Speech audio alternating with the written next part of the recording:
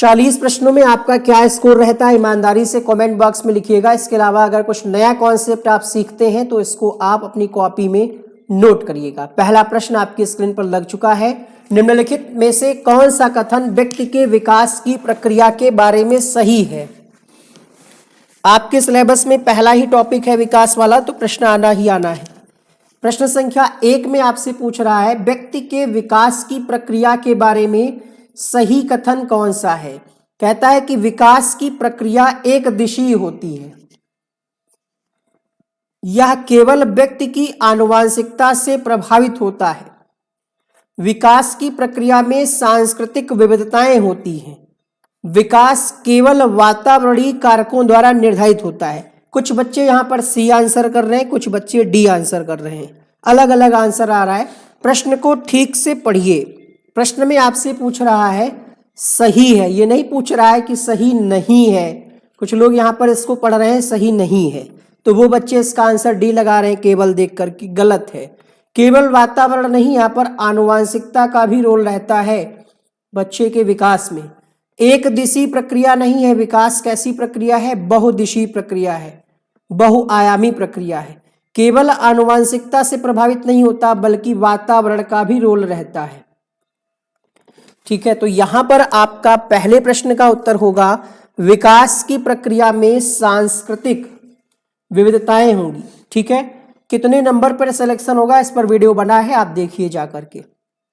प्रश्न संख्या 2, भारत की पहली राष्ट्रीय शिक्षा नीति कब आई? भारत की पहली राष्ट्रीय शिक्षा नीति कब आई? 1986, 1965, 1968 या फिर 2005?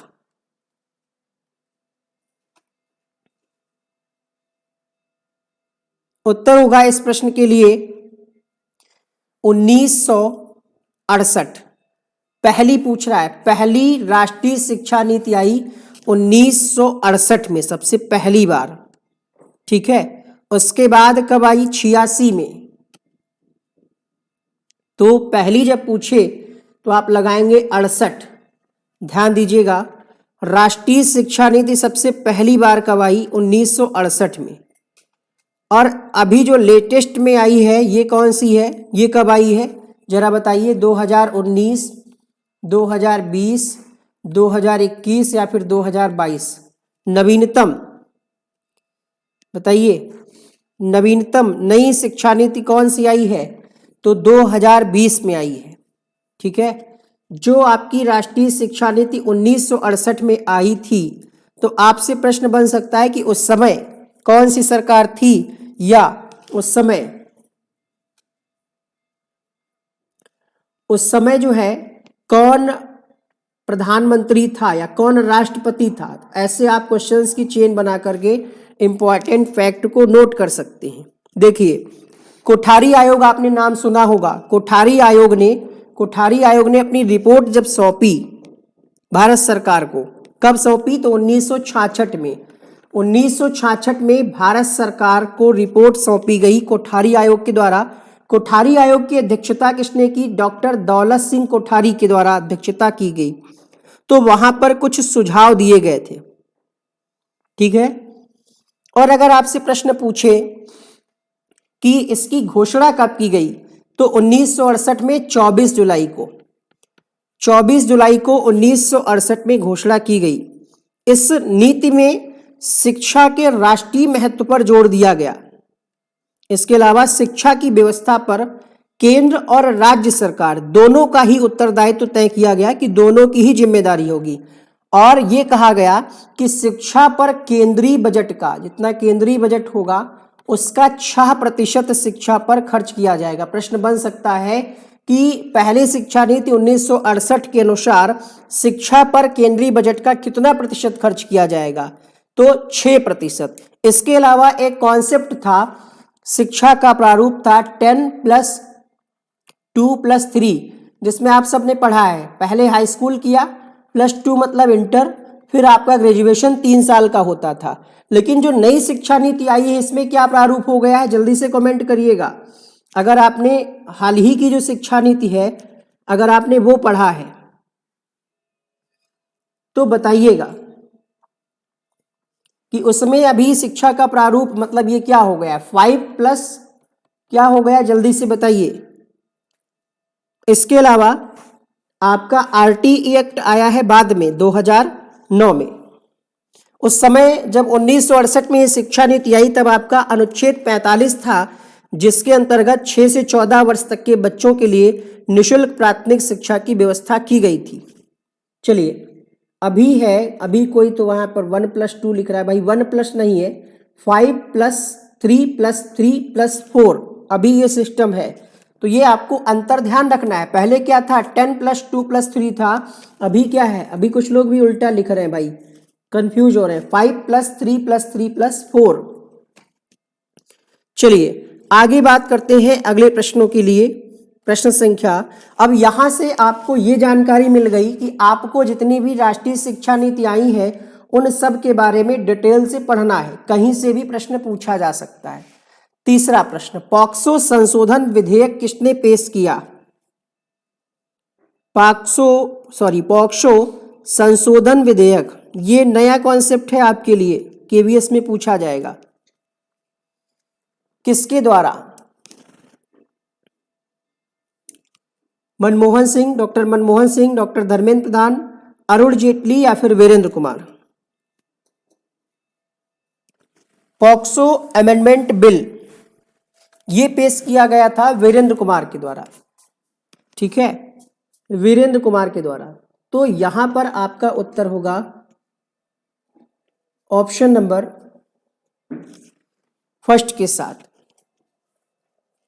शिल्पा यादव, विनम्र निवेदन है आपसे कि अगर आप पढ़ने आई हैं तो पढ़िए। कौन क्या कर रहा है, सबका ठेका ले रखा है क्या आपने, कौन क्या बोल रहा है, कौन क्या लिख रहा है, क्यों अपना समय खराब कर रहे हैं। चलिए अगला प्रश्न, पॉक्सो एक्ट के अनुसार बच्चा क्या है?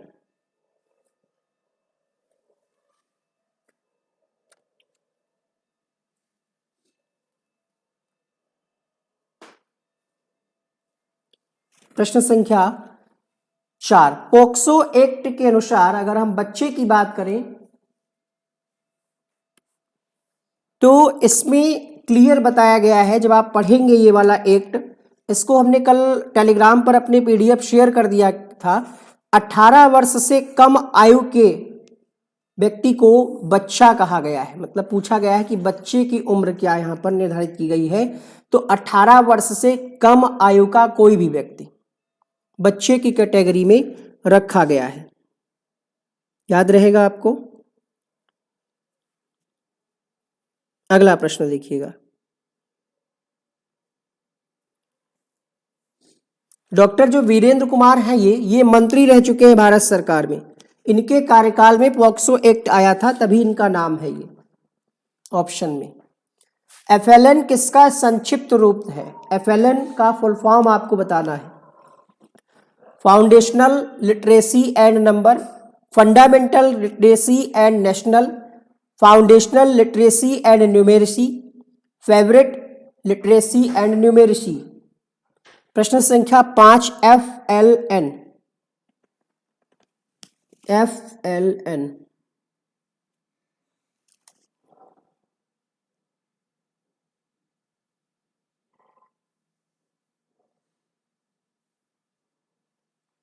फुल फॉर्म होगा यहाँ पर प्रश्न संख्या 5 में आपका सही जवाब होगा फाउंडेशनल लिटरेसी एंड न्यूमेरेसी। ये आपके सिलेबस में है एफएलएन, आपको इसको डिटेल से पढ़ना होगा इसके बारे में। अगला प्रश्न देखिए,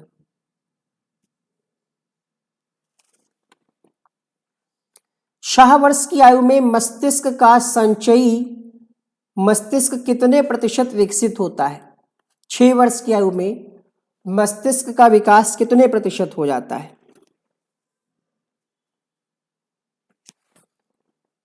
85% तक मस्तिष्क का विकास हो जाता है। अगला प्रश्न देखिएगा, ठीक है, पॉक्सो एक्ट के बारे में डिटेल वीडियो बना देंगे। शिक्षा का उद्देश्य डैश के अधीन एक तत्व है, शैक्षिक दर्शन शास्त्र के अधीन, शैक्षिक समाज शास्त्र के अधीन, शैक्षिक शब्दावली के अधीन, शैक्षिक मनोविज्ञान के अधीन। किसके अधीन? जो शिक्षा के उद्देश्य हैं वो किसके अंतर्गत आप पढ़ते हैं? दर्शन शास्त्र, शब्दावली या फिर मनोविज्ञान। बाकी तो शैक्षिक तो सब में कॉमन है, तो आप कहेंगे मनोविज्ञान के अंतर्गत आप पढ़ते हैं। समाज शास्त्र भाई कौन लगा रहा है 7 के लिए, कैसे हो जाएगा समाज शास्त्र? कभी आपने पढ़ा है मनोविज्ञान के अंतर्गत? इतने दिन से आप साइकोलॉजी पढ़ रहे हैं, पेडागॉजी पढ़ रहे हैं, कभी आपको समाज शास्त्र पढ़ाया गया? इसमें दर्शन शास्त्र पढ़ाया गया? नहीं, मनोविज्ञान के अधीन आता है शिक्षा का उद्देश्य। मोटिवेशन थ्योरी एंड रिसर्च पुस्तक के लेखक कौन है? प्रश्न संख्या 8। Daniel Goleman, D Ausubel, B F Skinner, Cofer तथा एप्पल।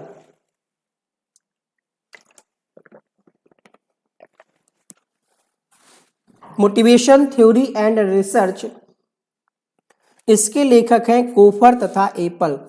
चौथा विकल्प यहां पर सही हो जाएगा। समस्याओं की अवस्था किस अवस्था को कहा जाता है? शैशवावस्था, बाल्यावस्था, किशोरावस्था, वृद्धावस्था। Question number 9।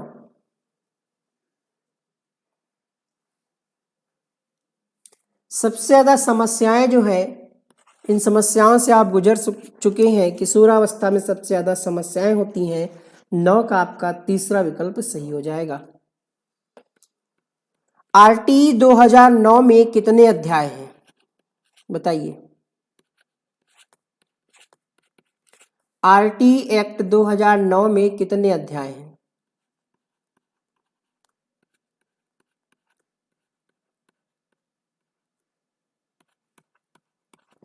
क्वेश्चन नंबर 10 की अगर हम बात करें, उत्तर होगा आपका यहाँ पर 7 अध्याय हैं।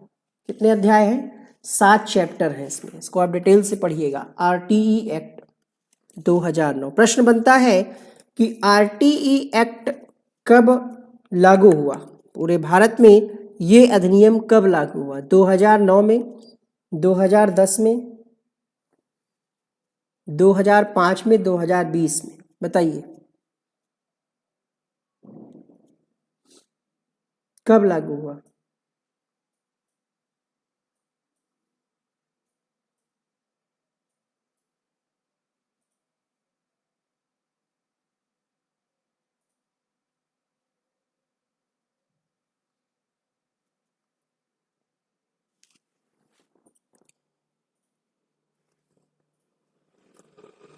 एक अप्रैल 2010। ऐसा नहीं है कि आरटी 2009 लिखा हो तो आप 2009 लगा दें।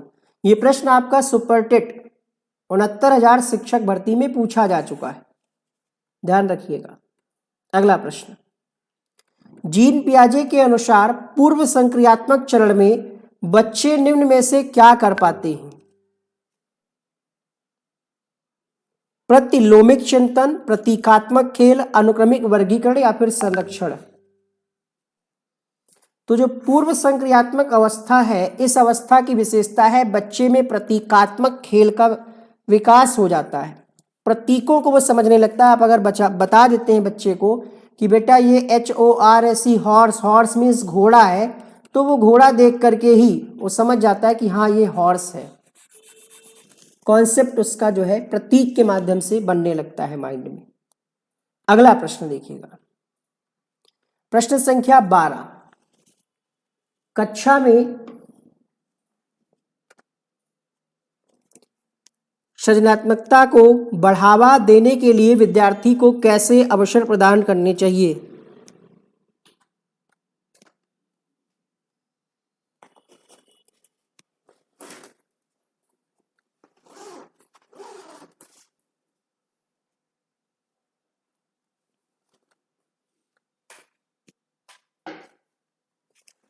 Question number 12। देखिए, सृजनात्मकता को अगर बढ़ावा देना है तो हमें मौलिक खोज और सोच को बढ़ाने के अवसर देने हैं। यहां पर आपका दूसरा विकल्प हो जाएगा सही। सामाजिकरण क्या है? सामाजिकरण क्या है? सामाजिक वातावरण में अनुकूलन और समायोजन। मत देखिए क्लास। जय कुमार सिंह यादव, आपको हम ब्लॉक कर रहे हैं क्योंकि हम पानी पीना नहीं छोड़ सकते।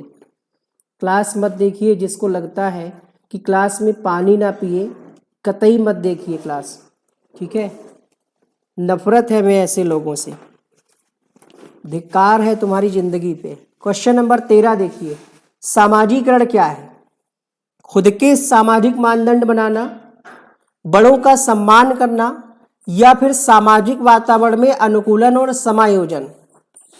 पहला ऑप्शन यहां पर सही हो जाएगा। समाज के द्वारा जो मापदंड बनाए गए हैं उनको आप समझें, समायोजन कर पाए, यहां पर आपका उत्तर हो जाएगा पहला ऑप्शन। ठीक है, अब और ज्यादा हम पानी पिएंगे।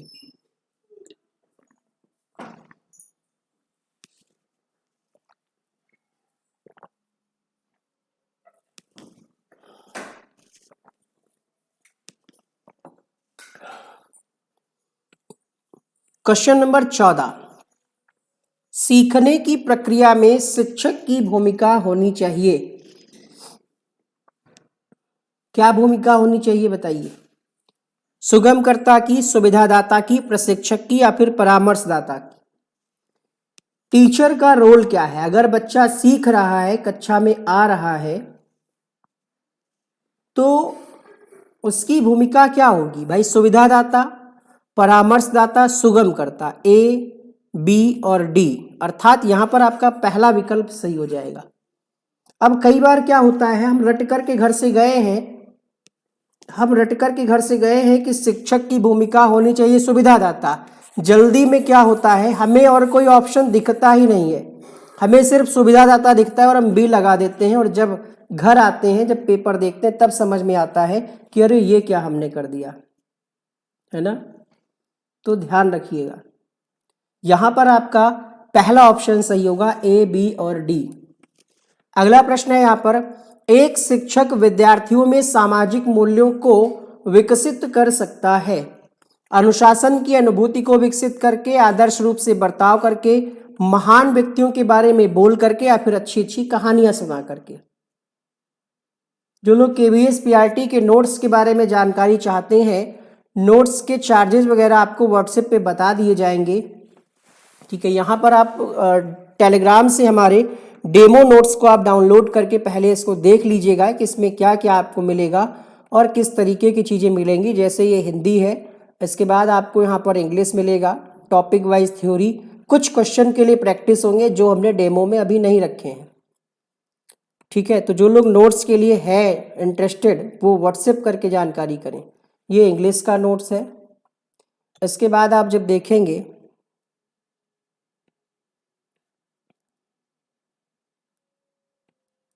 तो आप लोग टेलीग्राम पे इसको जाकर के देख लीजिएगा। ठीक है, टेलीग्राम पे देख लीजिएगा। ये ईवीएस का है, जिसमें आपकी सारी थीम है, ये सिलेबस में है आपके। अभी क्लास डिस्टर्ब हो जाएगी। क्वेश्चन नंबर 16 देखिए, शिक्षार्थियों के बीच अधिगम शैली। यहां पर ललिता पूछ रही कि सुगमकर्ता और सुविधादाता में अंतर क्या है। सुगम का मतलब क्या होता है? सुगमकर्ता, अच्छा क्वेश्चन है, आपके मन में आया तो। देखिए, सुविधादाता मतलब आपको सुविधाएं उपलब्ध कराए, जो अधिगम में जरूरी हो, जो अधिगम में जरूरी हो, सुविधा उपलब्ध कराए। सुगमकर्ता का मतलब ये है, अगर आपको कोई समस्या आ रही है तो उसको दूर करे। सु मतलब क्या? सुंदर, गम मतलब एक तरीके से रास्ता। तो सुगमकर्ता मतलब हो गया यहां पर आपकी मदद करे, समस्याओं का समाधान करे और सुविधा उपलब्ध कराए। टीचर का काम यही होता है। ठीक है, रोल ऑफ टीचर। टेलीग्राम पर हमने कई सारी पोस्ट हमने डाली थी कल की, कल किस टाइम डाली थी ये तो हमें नहीं याद है। हमने डाली थी उसमें टीचर की भूमिका, और कई सारे नोट्स हमने टेलीग्राम पर शेयर किए, आप जाकर के देख लीजिएगा। कक्षा 1 में बच्चों में भाषा कौशल का विकास किस क्रम में होना चाहिए? एक बार हम आपको बता दे रहे हैं, जो लोग नोट्स के लिए चिल्ला रहे हैं, नोट्स ये जो है पीडीएफ में बिल्कुल भी नहीं मिलेगा। पीडीएफ में किसी भी रेट में उपलब्ध नहीं है, हार्ड कॉपी में ही मिलेगा नोट्स। चार्जेस फिलहाल इसके 2000 रखे गए थे। ठीक है, लेकिन अभी स्टार्टिंग में जब हम इस पर लॉन्च करेंगे तो 500 रुपये का डिस्काउंट रहेगा। तो 1500 रुपये में आपको हार्ड कॉपी नोट्स मिलेगा। अगर ये वीडियो आप बाद में देख रहे हैं तो रेट कम ज़्यादा हो सकते हैं, डिपेंड करता है डिमांड पे और पेजेस कितने निकलते हैं।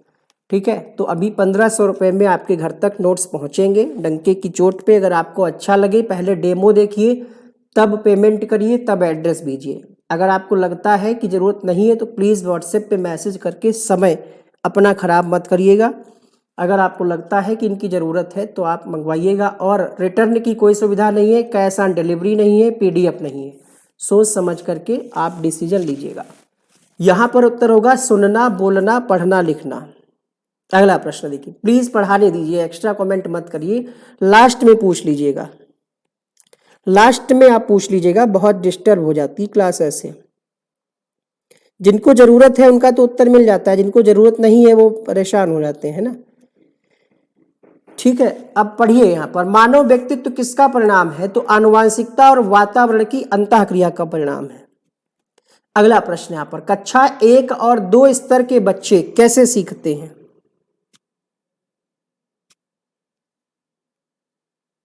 कक्षा 1 और 2 स्तर के बच्चे कैसे सीखते हैं? मूर्त अनुभव। उनको अगर हम कोई चीज दिखा करके सिखाएंगे तो वो बेहतर ढंग से सीख पाएंगे। मूर्त अनुभव के माध्यम से सीखते हैं बच्चे अच्छे तरीके से। अगला प्रश्न देखिएगा, क्वेश्चन नंबर 20 क्या कहता है? शिक्षार्थी व्यक्तिक विभिन्नता को प्रदर्शित करते हैं, अतः शिक्षक को क्या करना चाहिए?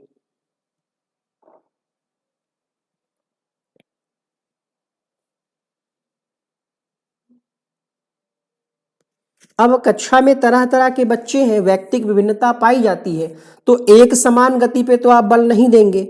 आप कठोर अनुशासन भी नहीं। परीक्षा लेने से क्या होगा?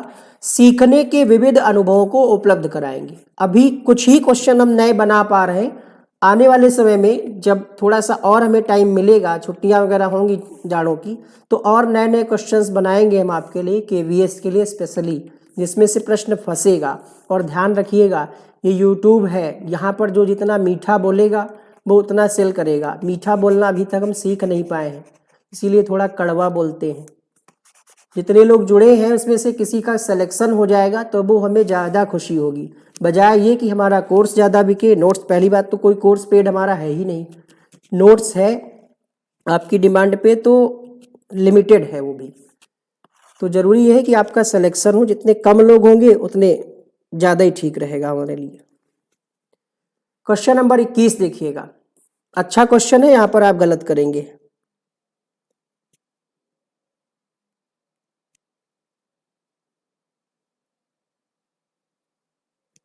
बताइए, क्या बच्चे इसलिए भाषा अर्जित करते हैं क्योंकि उनमें आनुवांशिक रूप से ऐसा करने की पूर्व प्रवृत्ति होती है, या उनके माता पिता प्रारंभिक अवस्था से ही उन्हें गहन रूप से सिखाते हैं? यह प्रश्न आवश्यक रूप से क्या दर्शाता है? यहाँ पर बहुत सारे बच्चे ये समझते हैं कि भाषा दिया है तो इसका आंसर हो जाएगा भाषा वाला, ये वाला। गलत है। कई किताबें भी इसका आंसर D ही लिखती हैं, लेकिन ये गलत है। देखिए, यहाँ पर दो चीजें आपको समझनी है। क्या बच्चे इसलिए भाषा अर्जित करते हैं क्योंकि उनमें आनुवांशिक रूप से ऐसा करने की, एक आनुवांशिकता की बात कही जा रही है और एक यहाँ पर वातावरण आसपास की बात कही जा रही है। ये कॉन्सेप्ट जो है ये प्रकृति और पोषण पर बहस है, नेचर वर्सेस नर्चर का ये हिस्सा है। तो यहाँ पर आपका उत्तर हो जाएगा ऑप्शन नंबर फर्स्ट। और कोई अगर आपने ऑप्शन सोचा है तो वो गलत है। बहुकारक कहाँ से हो जाएगा? अगला प्रश्न देखिए, संरचनावादी उपागम बताता है कि ज्ञान की संरचना के लिए आवश्यक है।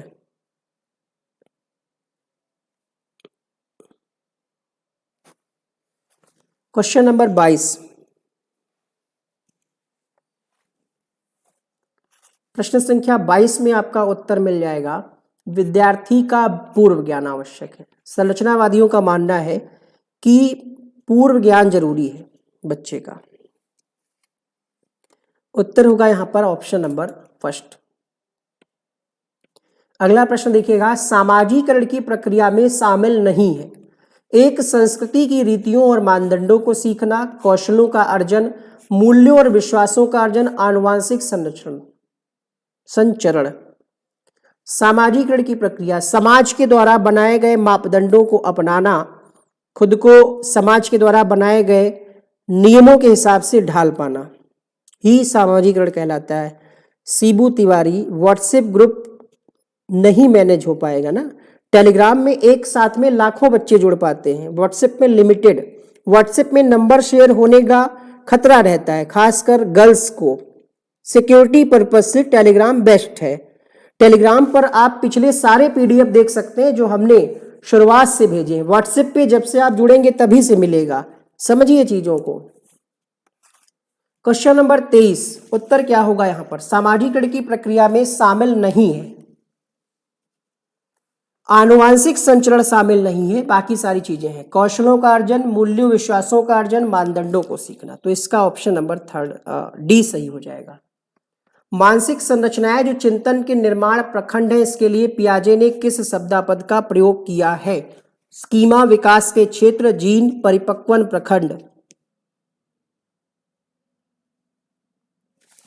चलिए वीडियो को लाइक करिएगा जल्दी से सारे लोग, अभी तक अगर नहीं किए हैं तो लाइक करिएगा। टेलीग्राम से संबंधित अगर आपको डाउट है, पीडीएफ नहीं मिल पा रहे कुछ भी, तो आपके लिए हमने एक वीडियो बना रखा है, उसको आप देखिए, जिसमें टेलीग्राम को कैसे यूज करना है, क्या क्या फीचर है, सारा कुछ बता रखा है। अगला प्रश्न यहाँ पर है, इस प्रश्न का उत्तर होगा स्कीमा। ठीक है, जो मानसिक संरचनाएं होती हैं, आपके माइंड में जो चीजें चल रही होती हैं, उसका जो स्ट्रक्चर होता है वो होता है आपका स्कीमा, जीन पियाजे के अनुसार। अगला प्रश्न कहता है वाइगोत्स्की के अनुसार बच्चे स्वयं से क्यों बोलते हैं? वाइगोत्स्की के अनुसार बच्चे स्वयं से क्यों बोलते हैं?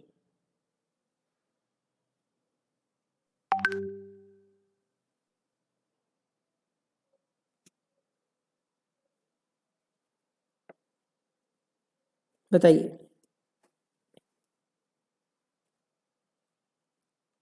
इसलिए बोलते हैं कि वो बातूनी होते हैं। नहीं जी, बातूनी नहीं होते। अगर होते भी हैं तो हमें ये चीज माननी नहीं है कि बच्चा बातूनी होता है।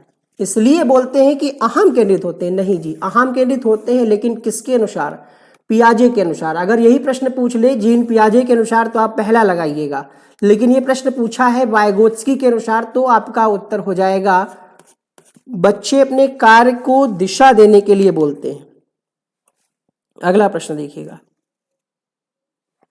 क्वेश्चन नंबर 26, अधिगम अशक्तता वाले। पहला ऑप्शन है बच्चों का मानसिक विकास मंद होता है, बच्चे निम्न बुद्धिलब्धि वाले होते हैं, बच्चों को एक समान दिखाई देने वाले अक्षरों में भ्रम होता है, बच्चे दृश्य शब्दों को आसानी से पहचानते और समझते हैं।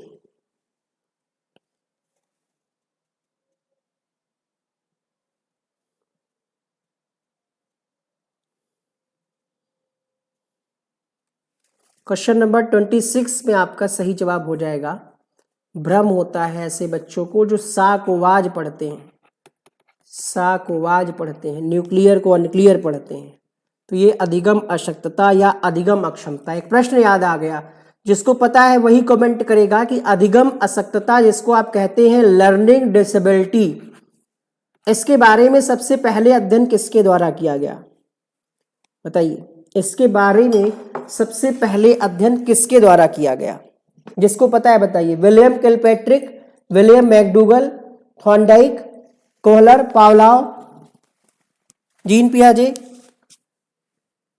किसने किया? लर्निंग डिसेबिलिटी पर सबसे पहले स्टडी किसने की? सबसे पहले इसका कॉन्सेप्ट किसने दिया?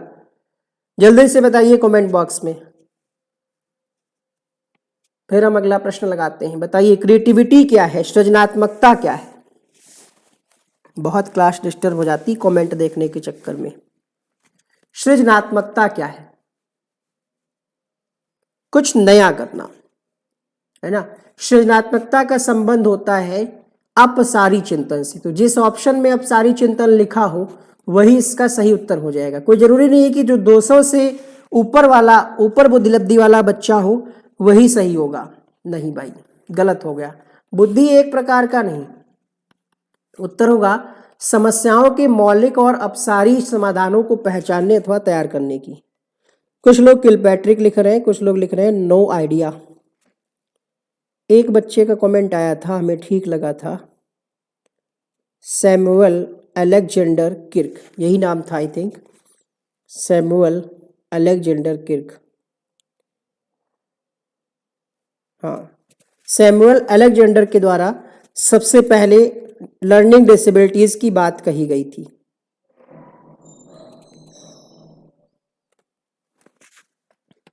अगला प्रश्न देखिएगा, भारत में बहुत से बच्चे विशेषकर लड़कियां विद्यालय में आने से पहले और विद्यालय से जाने के बाद घर का काम करते हैं। आपके विचार से इस संदर्भ में एक शिक्षिका को गृह कार्य के बारे में क्या करना चाहिए? बच्चों के माता पिता से उनके गृह कार्य को पूरा करने के लिए ट्यूशन, जो अक्सर लोग करते हैं।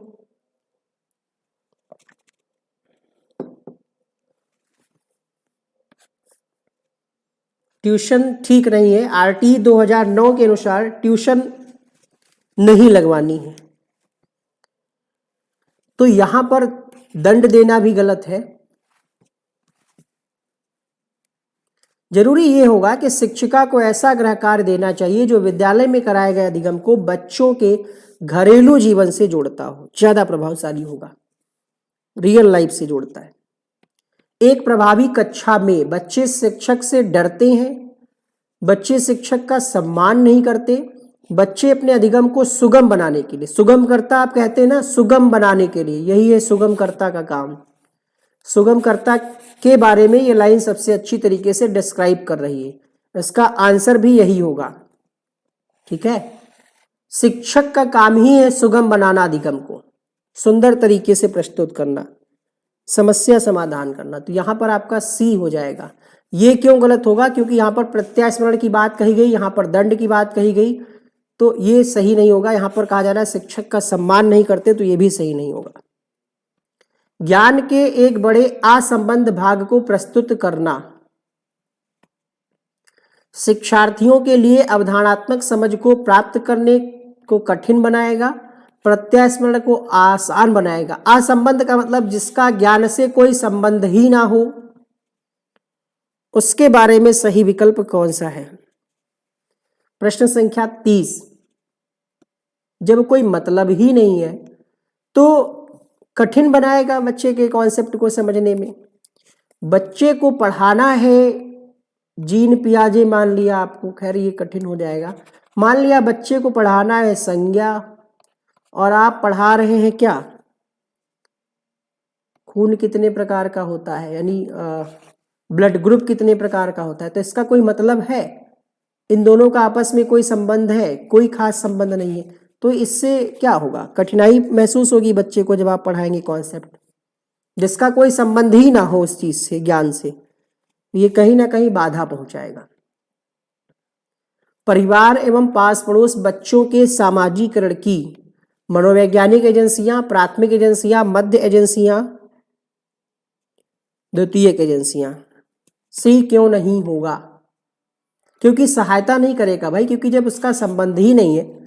जैसे आप अभी तैयारी कर रहे हैं केवीएस की टीचिंग की, और हम आपको कोई ऐसा टॉपिक पढ़ा दें जो हो आपका इंजीनियरिंग से संबंधित हो या नर्सिंग से संबंधित हो, तो उससे आपको कोई मदद मिलेगी? नहीं मिलेगी, कठिन बनाएगा आपको कॉन्सेप्ट, बाधा पहुंचाएगा। परिवार जो है वो प्राथमिक पे आता है, तो आपका यहाँ पर 31 के लिए दूसरा सही हो जाएगा। कहने को ये आसान प्रश्न है, और आसान है ही क्योंकि आपके सिलेबस में है, तो इसमें ज्यादातर यही क्वेश्चन आएगा, प्राथमिक में या द्वितीयक में, या चार कूट बना करके पूछ लेगा। अब इसमें ज्यादा कठिन क्वेश्चन नहीं बनाया जा सकता। अगला प्रश्न देखिएगा, कहता है निम्नलिखित में से कौन सा प्रभावशाली समस्या समाधान रणनीति का एक उदाहरण है? बिल्कुल ध्यान नहीं देना, ये तो गलत हो गया। केवल परंपरागत, ये भी गलत हो गया। एक ही आयाम में सीमित, लिमिटेड रहना, ये भी गलत है। जरूरी है कि साधन और साध्य विश्लेषण समस्या को अनेक उपलक्ष्यों में विभाजित करना।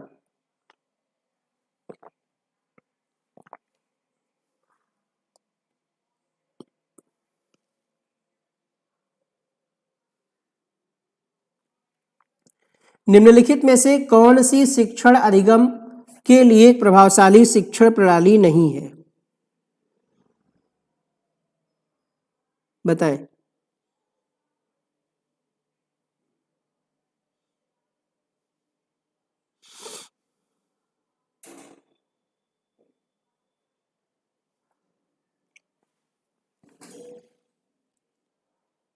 प्रभावशाली नहीं है पूछ रहा है। अनुमान लगाने के लिए प्रोत्साहित करिए। पर्यवेक्षण प्रयोग जरूरी है, संवाद परिचर्चा भी ठीक है। निगेटिव ऑप्शन है यहाँ पर दिए गए ज्ञान को दोहराने पर केंद्रित करना, रिपीट करना यहाँ पर अच्छा माना नहीं जाता है, क्योंकि यहाँ पर यह माना जाता है कि दोहरा रहे हैं मतलब आप याद कर रहे हैं, रट्टा लगा रहे हैं, तो वो गलत होगा। यही इसका आंसर हो जाएगा। 34वां प्रश्न है, जीन पियाजे एवं लेव वाइगोत्स्की जैसे संरचनावादी अधिगम को किस रूप में देखते हैं? कौशलों का अर्जन, प्रतिक्रियाओं का अनुबंधन, निष्क्रिय आवृत्ति प्रक्रिया, सक्रिय विनियोजन से अर्थ निर्माण की प्रक्रिया। प्रश्न संख्या 34।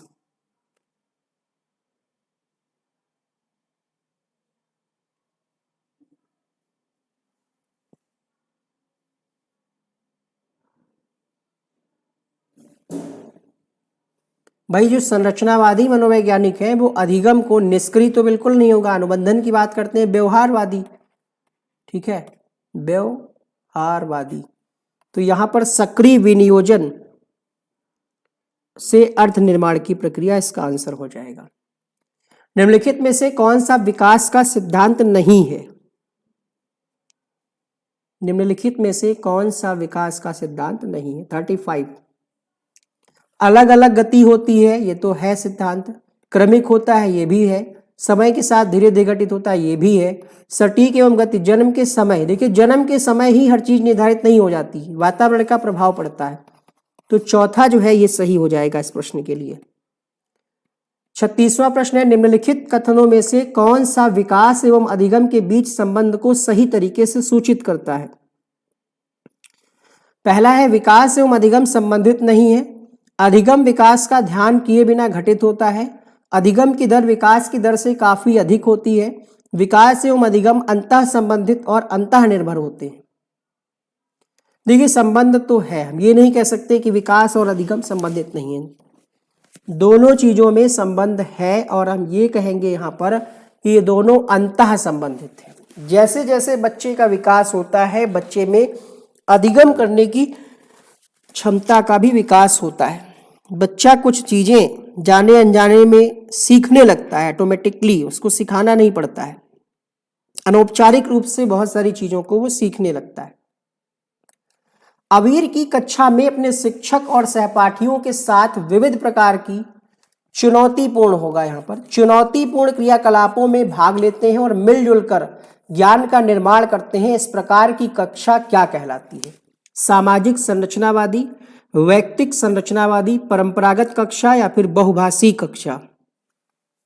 37 में आपका आंसर हो जाएगा। देखिए क्या कह रहा है, क्रियाकलापों में मिलजुल कर भाग ले रहे हैं, तो ये वैयक्तिक तो होगा नहीं। वैयक्तिक मतलब इंडिविजुअल कह सकते हैं हम, कि उसमें एक ही बच्चा हो। हाँ, लगातार कई ऐसे क्वेश्चन हुए हैं जिसका चौथा ही विकल्प सही हुआ हो। बट 37वां प्रश्न बहुभाषी भी नहीं होगा, क्योंकि यहाँ पर बहुत सारी भाषाओं की तो बात कही नहीं जा रही है। क्वेश्चन को पढ़ लिया करें। क्वेश्चन में यहाँ ये कहीं भी नहीं लिखा है कि कई भाषाओं की बात, तो बहुभाषी कैसे हो जाएगा? जो लोग डी लिखे जा रहे हैं, प्रश्न को पढ़िए।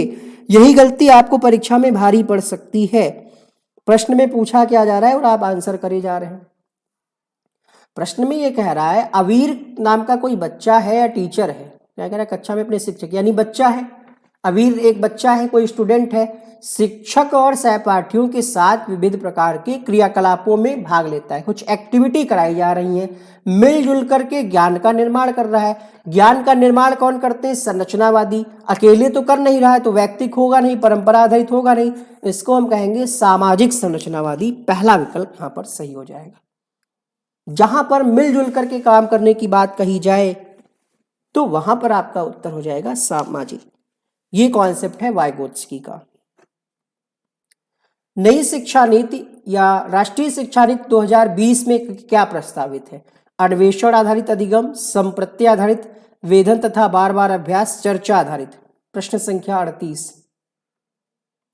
तो अन्वेषण आधारित भी है, कॉन्सेप्चुअल लर्निंग की भी बात कही गई, चर्चा आधारित। तो यहाँ पर पहला, दूसरा, चौथा, ये आपका दूसरा वाला विकल्प सही हो जाएगा।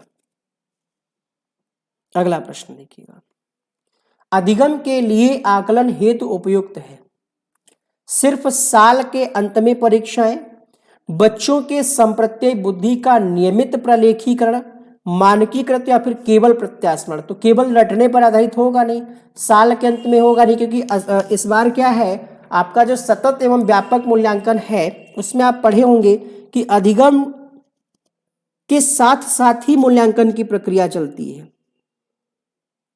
ऐसा नहीं कि साल में एक बार ले लिया या महीने में एक बार सिर्फ टेस्ट ले लिया, परीक्षा करा ली, नहीं, साथ साथ during process, during learning process हम कह सकते हैं।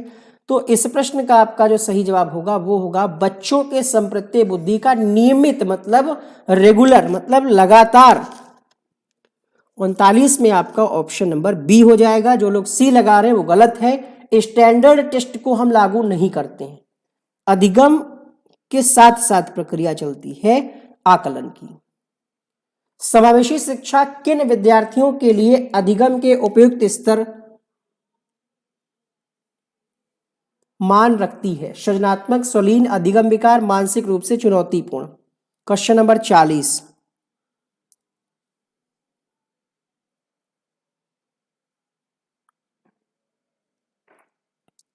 सही जवाब होगा प्रश्न संख्या 40 के लिए। देखिए, समावेशी शिक्षा में तो हम सभी प्रकार के बच्चों को साथ में लेकर के चलते हैं, चाहे वो सृजनात्मक बच्चा हो, है ना, जो कुछ नया करने में इंटरेस्ट रखता हो, एग्जाम में क्वेश्चन बाइलिंगुअल होगा, शलीन हो, एडीएचडी से ग्रसित हो, ऑटिज्म से ग्रसित हो, कोई भी अधिगम विकार हो, मानसिक रूप से चुनौतीपूर्ण हो, तो ये सभी प्रकार के बच्चे जो हैं समावेशी शिक्षा के अंतर्गत पढ़ सकते हैं। उनकी आवश्यकता और रुचियों को ध्यान में रखा जाता है।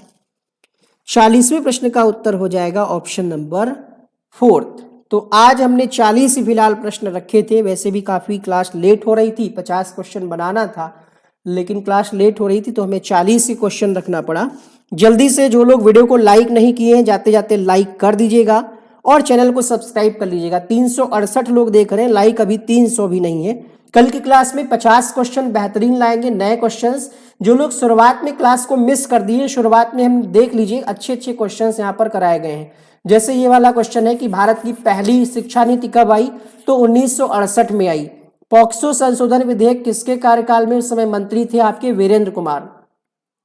पोक्सो एक्ट के अनुसार बच्चा क्या है, तो 18 वर्ष से कम आयु का कोई भी व्यक्ति, उसको बच्चे की कैटेगरी में रखा गया है। एफएलएन नया कॉन्सेप्ट होगा आपके लिए, आपने सीटेट या यूपीटेट की पेडागोजी में नहीं पढ़ा होगा। एफएलएन क्या है? एफएलएन का मतलब होता है फाउंडेशनल लिटरेसी न्यूमेरिकी, बुनियादी साक्षरता अंक ज्ञान, इसको आई थिंक कहते हैं। इसके बाद हमने प्रश्न एक और कराया कि 6 वर्ष की आयु में मस्तिष्क का कितने प्रतिशत विकसित हो जाता है, तो 85%। इसके बाद एक क्वेश्चन आया शिक्षा का उद्देश्य किसके अंतर्गत, तो शैक्षिक मनोविज्ञान। इसके बाद क्वेश्चन आया, बहुत अच्छा क्वेश्चन, ये आपसे सुपर टेट में भी पूछा जा सकता है 100%। मोटिवेशन थ्योरी एंड रिसर्च पुस्तक के लेखक कौन है, कोफर और एप्पल। जो लोग लेट में आए हैं उनके ये क्वेश्चन जो टॉप लेवल के क्वेश्चन थे वो मिस हो गए होंगे। समस्याओं की अवस्था किसको कहते हैं, किशोरावस्था। क्वेश्चन नंबर 10 था आरटीई 2009 में कितने अध्याय हैं, तो 7 अध्याय हैं। जल्दी से कमेंट करके बताइएगा कि आरटीई में कितनी धाराएं हैं, धाराएं कितनी हैं आपसे हम पूछते हैं। इसका क्या आंसर करना छूट गया है, देखिए यहाँ पर, हाँ छूट गया है, आप लोगों का डाउट ले रहे थे हम।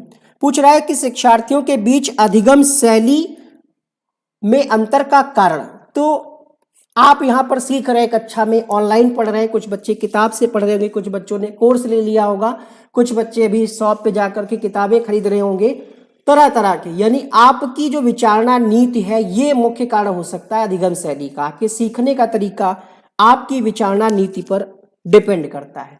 तो इस क्लास में इतना ही। अब आपके डाउट्स हो तो पूछेगा। स्क्रीन पर ऊपर व्हाट्सएप नंबर चल रहा है जिस पे आप नोट्स के रिकॉर्डिंग इंक्वायरी कर सकते हैं। इस क्लास में इतना ही रखते हैं। इस बार आप यहाँ पर सिलेबस भी देख लीजिएगा। हिंदी के 30 क्वेश्चन आने हैं, इंग्लिश के 30, मैथ्स के 20, पेडागोजी 60 नंबर की आनी है।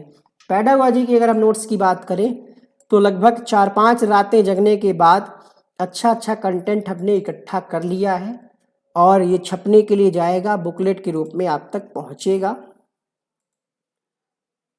चलिए मिलते हैं नेक्स्ट क्लास में। नोट्स हम आपको दिखाई दे रहे हैं, बाकी डेमो के लिए आप व्हाट्सएप कर लीजिएगा।